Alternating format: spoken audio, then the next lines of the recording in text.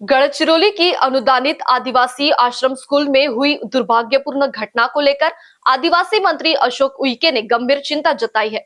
उन्होंने बताया कि घटना में 3 छात्राओं की मौत हुई है, जबकि 3 छात्राओं का उपचार जारी है। इनमें से नागपुर मेडिकल कॉलेज में भर्ती छात्रा से मिलने के बाद वे गढ़चिरौली जाकर संबंधित आश्रम स्कूल का भी दौरा करेंगे।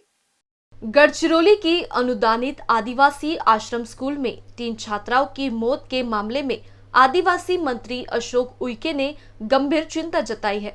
उन्होंने बताया कि 3 छात्राओं की मौत हुई है, जबकि 3 का इलाज जारी है। मंत्री उइके ने कहा कि वर्ष 1992 से स्कूल संचालित होने के बावजूद छात्राओं के लिए बेड की व्यवस्था नहीं होना गंभीर लापरवाही है। उन्होंने कहा कि अब केवल मुख्याध्यापक और वार्डन ही नहीं, बल्कि संस्था संचालकों की जिम्मेदारी भी तय की जाएगी।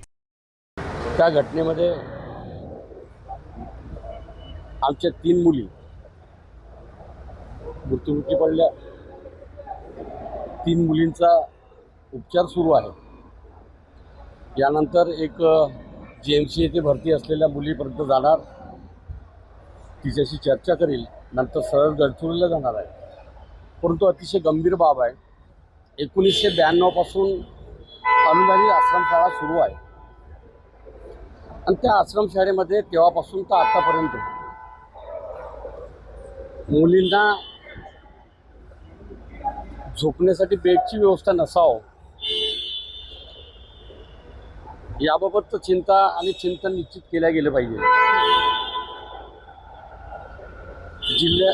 गडचिरोली जिल्ह्याचे नेते आणि 3 वेळा आमदार, एकदा खासदार, राज्यमंत्री आदिवासी विकास विभागाचे राहिले।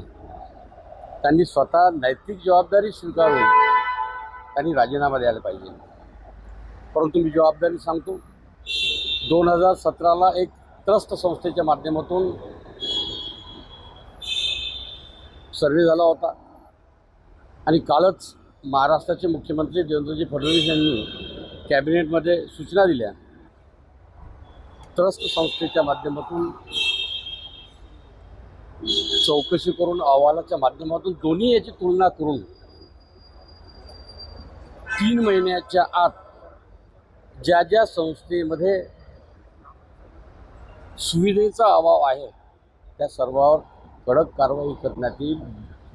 अनुदानित आश्रमशाळा त्यांच्या बंद करण्याचा निश्चितच ज्या ठिकाणी मुलामुलींना अध्ययनासह सुविधेचा अभाव त्या निश्चित बंद करू अशा प्रकारचा निश्चय आदिवासी विकास विभागाने घेतलेला असल्यामुळे आता काय होत आहे, अनुदानित आश्रमशाळेमध्ये कुठलीही चूक झाल्यानंतर मुख्याध्यापक आणि वार्डनला पकडले जाते।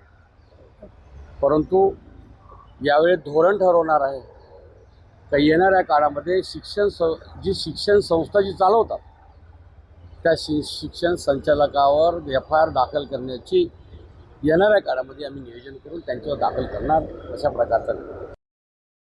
संबंधित संस्था की मान्यता रद्द करने का प्रस्ताव मिला है और मुख्यमंत्री के निर्देशानुसार कार्यवाही की जाएगी। संस्था संचालक के खिलाफ मामला दर्ज होगा या नहीं, इसकी जानकारी 4 दिनों में दी जाएगी।